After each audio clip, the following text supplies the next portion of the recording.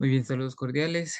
Mi nombre es Darío Guerrero, soy psicólogo clínico, actualmente trabajo como docente dentro de la Escuela Superior Politécnica de Chimborazo y bueno, en este corto tiempo que tenemos, quisiera compartir con ustedes acerca de las adicciones comportamentales, sobre todo cómo se presentan las características clínicas.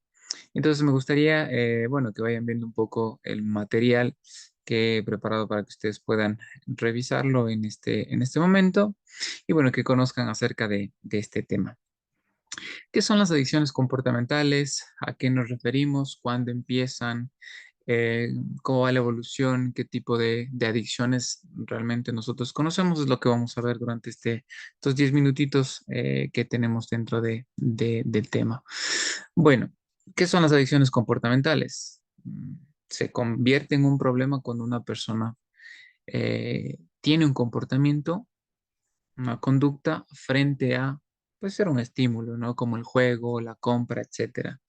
Y donde el sujeto pues intenta realizar esfuerzos infructuosos y repetidos por tratar de controlar, pero que a la larga no logra controlar. Eso es una adicción comportamental, ¿no? Es decir, intenta dejarlo, pero no puede. ¿Cuándo se vuelve una patología? ¿O cuándo se considera ya un trastorno como tal? Bueno, cuando la persona lo convierte como una necesidad, ¿no? O es algo prioritario para la persona, es decir, deja de comer, deja de tener relaciones interpersonales, deja de trabajar incluso, ¿no? O tiene problemas a nivel económico, podría ser, ¿no? Entonces se convierte en patológico. Habitualmente las adicciones comportamentales inician en la adolescencia. Sin embargo, los estudios muestran que podría iniciar también en la vida adulta, por ejemplo, ¿no? Es donde que más se presenta o con mayor frecuencia podrían presentarse. La evolución perdón, de estas adicciones comportamentales podría variar. Esto dependerá de la edad, del sexo incluso, de lugar donde se encuentre, ¿no? Las características sociodemográficas, dependerá. Pero aproximadamente es un promedio, una media de 5 años desde el inicio hasta que se vuelve una conducta impulsiva o en este caso incontrolada, ¿no? Las adicciones comportamentales, ahora que hemos pasado por la pandemia, podrían ser distintas, ¿no? Presenciales, como ustedes conocerán, por ejemplo, la compra compulsiva o el trastorno de juego, las adicciones a las máquinas, ¿no? Los casinos, los famosos casinos, que podrían ser de manera presencial, pero también podrían ser, por ejemplo, de manera virtual o online. Ahí habíamos visto esta frecuencia, sobre todo durante la pandemia, ¿no? Un incremento de las adicciones comportamentales, sobre todo compra y juego, que subieron de manera virtual, online, ¿no? O pueden ser mixtas también. Hay personas que van de manera presencial y también van de manera eh, virtual. ¿Qué tipos encontramos? Bueno, de todos estos que ustedes pueden ver aquí, los trastornos de juego son los únicos que han estado incluidos dentro del manual diagnóstico, las series que ustedes conocerán. Pero tenemos otros, ¿no? Y que se habla de de una dimensión comportamental que tiene estos subtipos, ¿no? Es decir, las adicciones comportamentales son varias pese a que solo se reconozca al trastorno de juego. Pero tenemos a la compra compulsiva, a los videojuegos, a la adicción al sexo como tal y tenemos la adicción al Internet. Son subtipos de las adicciones comportamentales. Sin embargo, ahora encontramos en la CIE-10 el trastorno de juego y luego en la CIE-11 se habla mucho de los videojuegos también, ¿no? La adicción a los videojuegos como adicciones comportamentales. Dentro de la primera, los que tenemos dentro de la CIE-10, las características del trastorno de juego, antes conocido como ludopatía, no sé si se les hace familiar este término, pero se conocía como ludopatía. Eh, la frecuencia de, o más bien dicho, las características, perdón, de ellos eran apostar grandes cantidades de dinero, pero también a través de los estudios se han visto que estos pacientes presentan alteración dentro de la personalidad, bueno, a nivel genético también, pero dentro de la personalidad y características psicológicas. Dos cosas puntuales de todo lo que vemos aquí, pues son los sesgos cognitivos y los rasgos de personalidad.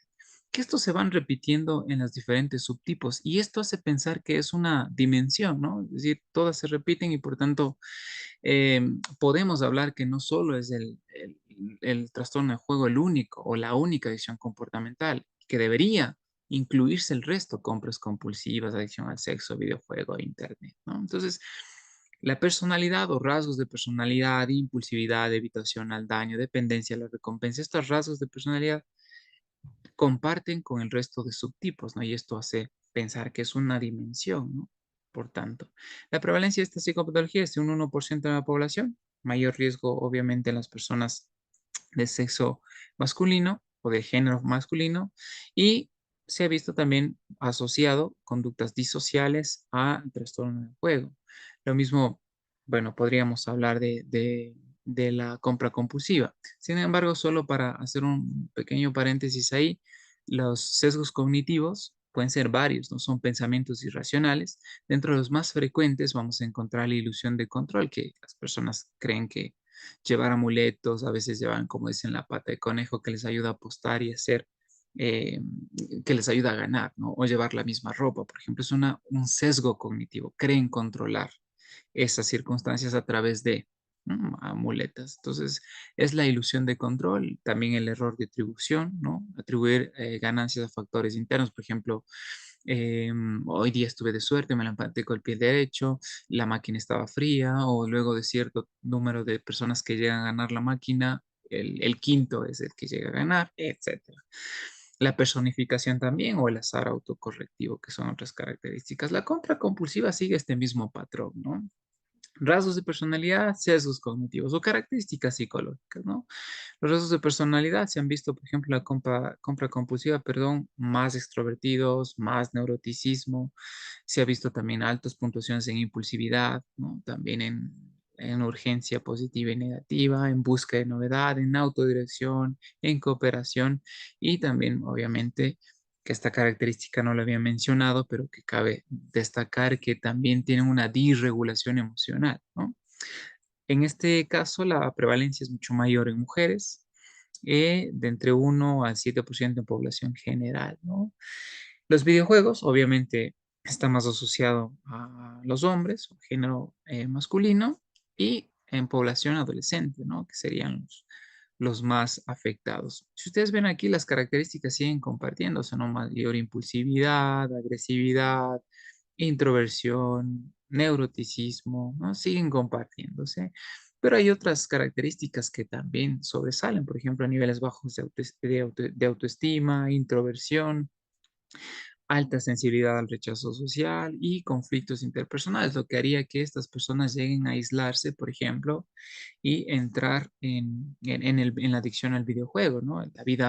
La vida individual o libre que pueden denominarlas ellos. Y finalmente la adicción al sexo, que sigue siendo el mismo patrón, ¿no? Si ustedes se dan cuenta, impulsividad, evitación al daño, pero también podría estar asociada, por ejemplo, a personalidades antisociales o disociales, ¿no? Baja asertividad y egocentrismo, y también se ha visto una ausencia de miedo en estas personas, ¿no? Es más elevado en personas de sexo masculino y de altos niveles sociales. Finalmente, para ya terminar y no cansarles, quisiera que ustedes conozcan que las características clínicas de estas personas estarían englobadas, entre otras, la personalidad, habíamos mencionado, habíamos hablado de los sesgos cognitivos, pero también hay factores biológicos, ¿no? O predisponentes dentro de la población. Y aquí tenemos un, un- un enjambre, si podemos decirle, de factores que podrían relacionarse con la aparición de una adicción comportamental. Y partimos desde la teoría del modelo biopsicosocial.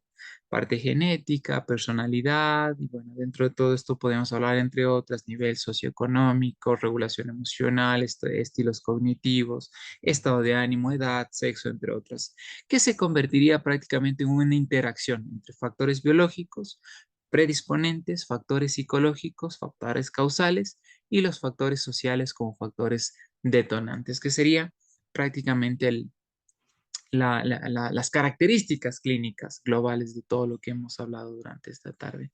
Si a alguien le interesa de pronto, hay algunos trabajos muy interesantes acerca de las adicciones comportamentales. Aquí les dejo un par de trabajos de un grupo de investigación que hemos tenido la oportunidad de abordar. Por ejemplo, la disregulación emocional, ¿no? Las emociones tanto implícitas y explícitas dentro de los trastornos de juego, ¿no? En un estudio piloto. Y el otro que también es los mecanismos subyacentes a la comorbilidad entre la compra compulsiva y el trastorno de juego. ¿Qué características clínicas comparten entre uno y otro? ¿No? Que es muy interesante estos resultados. Bueno, les agradezco mucho por su atención. Cualquier cosa, pues estoy a las órdenes y espero que haya sido este tema de su agrado. Muchas gracias.